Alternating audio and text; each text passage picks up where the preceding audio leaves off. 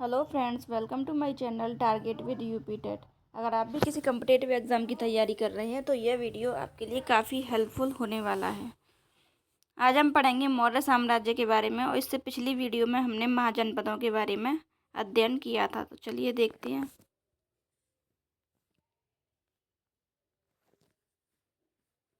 चंद्रगुप्त ने नंद वंश के अंतिम शासक घनानंद को पराजित कर 322 ईसा पूर्व में मगध में मौर्य वंश की स्थापना की। तो यहाँ से क्वेश्चन बन जाता है कि मौर्य वंश की स्थापना किसने की थी। तो मौर्य वंश की स्थापना चंद्रगुप्त मौर्य द्वारा की गई थी।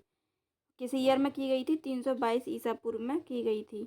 नंद वंश के अंतिम शासक का नाम भी क्वेश्चन पूछ लिया जाता है एग्जाम्स में, तो ये हो जाएगा घनानंद। नंद वंश के अंतिम शासक का नाम हो जाएगा घनानंद। चलिए आगे देखेंगे। यूनानी सेनापति सेल्यूकस ने 305 ईसा पूर्व में भारत पर आक्रमण किया, जिसे चंद्रगुप्त ने परास्त कर दिया। तो यहाँ पर क्वेश्चन पूछा जाता है कि सेल्यूकस ने किस ईयर में भारत पर आक्रमण किया। तो ये आपका 305 ईसा पूर्व हो जाएगा। सेल्यूकस को चंद्रगुप्त से एक संधि करनी पड़ी, जिससे चंद्रगुप्त को हिंदुकुश पर्वत तक के उपरांत उपहार में मिली। सेल्यूकस ने मेगास्थनीज नामक राजदूत चंद्रगुप्त के दरबार में भेजा। तो यह क्वेश्चन पूछ लिया जाता है कि मेगास्थनीज किसके दरबारी थे। तो ये आपके चंद्रगुप्त के दरबारी थे। यूनानी लेखकों ने चंद्रगुप्त के लिए सेंड्रोकोट्स नाम का उल्लेख किया है। तो यहाँ क्वेश्चन बन जाता है कि यूनानी लेखकों ने चंद्रगुप्त के लिए किस नाम का उल्लेख किया है। तो ये आपका हो जाएगा सेंड्रोकोट्स। मौर्य प्रशासन, इसकी जानकारी हमें कहाँ से मिलती है। तो चलिए देखते हैं। मेगास्थनीज की इंडिका और कौटिल्य या चाणक्य के द्वारा जो अर्थशास्त्र लिखा गया है, इन पुस्तकों से हमें मौर्य के विशाल साम्राज्य की जानकारी मिलती है। चाणक्य चंद्रगुप्त मौर्य के प्रधानमंत्री थे। क्वेश्चन यहाँ से भी बन जाता है कि चंद्रगुप्त मौर्य के प्रधानमंत्री कौन थे। तो ये आपके चाणक्य हो जाएंगे।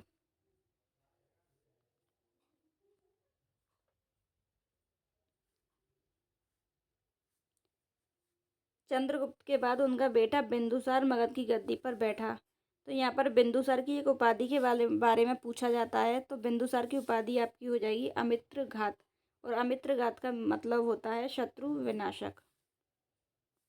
बिंदुसार के बाद उसका बेटा अशोक मगध का सम्राट बना। तो देखते हैं अशोक मगध के शासन पर कब बैठे थे। तो ये आपके 269 ईसा पूर्व में अशोक मगध के सिंहासन पर लगभग 13 वर्ष की आयु में बैठे थे।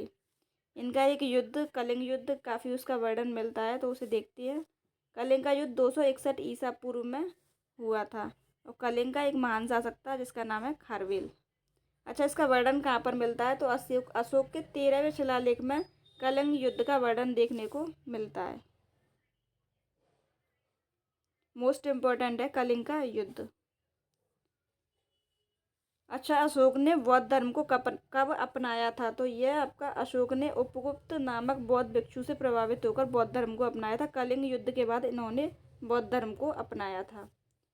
मौर्य काल में प्रसिद्ध शिक्षा का केंद्र पूछा जाता है। तो यह आपका तक्षशिला हो जाएगा, और शिलालेखों के जनक अशोक थे। अशोक के कितने शिलालेखों का वर्णन है। तो आपके 14 शिलालेख हैं अशोक के।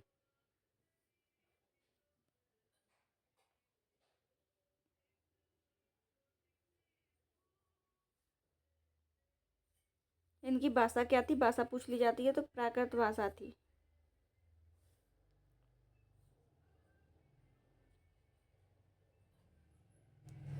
मौर्य वंश का अंतिम शासक पूछा जाता है। तो मौर्य वंश का अंतिम शासक हो जाएगा बृहद्रथ। आगे देखेंगे इनकी सभाओं के बारे में। इनकी सभा कौन कौन सी हुई थी। बौद्ध धर्म में 4 सभा देखने को मिलती हैं। प्रथम बौद्ध संगति, द्वितीय बौद्ध संगति, तृतीय बौद्ध संगति, चतुर्थ बौद्ध संगति। प्रथम बौद्ध संगति आपकी राजगृह में हुई थी, अजातशत्रु के समय में हुई थी। काफ़ी बार क्वेश्चंस यहाँ पर पूछे जाते हैं। दूसरी सभा हुई थी वैशाली में।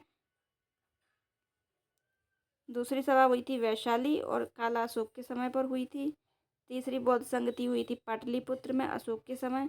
और चौथी बौद्ध संगति हुई थी कुंडलवन कश्मीर में कनिष्क के समय। काफ़ी क्वेश्चन पूछा जाता है कि कोई ये चौथी बौद्ध संगति कहाँ पर हुई थी। तो ये आपकी कश्मीर कुंडलवन में हुई थी। आगे देखेंगे सांची स्तूप के बारे में। सांची स्तूप का निर्माण अशोक के द्वारा कराया गया था। काफ़ी एग्जाम्स में क्वेश्चन पूछा जाता है। पीठ से पीठ सटाकर बैठे हुए 4 सिंहासन हमारा राज चिन्ह है। इसे अशोक के सारनाथ स्तंभ से लिया गया है। यह क्वेश्चन काफ़ी बार पूछा जाता है कि हमारा राज चिन्ह कहाँ से लिया गया है, तो यह अशोक के सारनाथ स्तंभ से लिया गया है।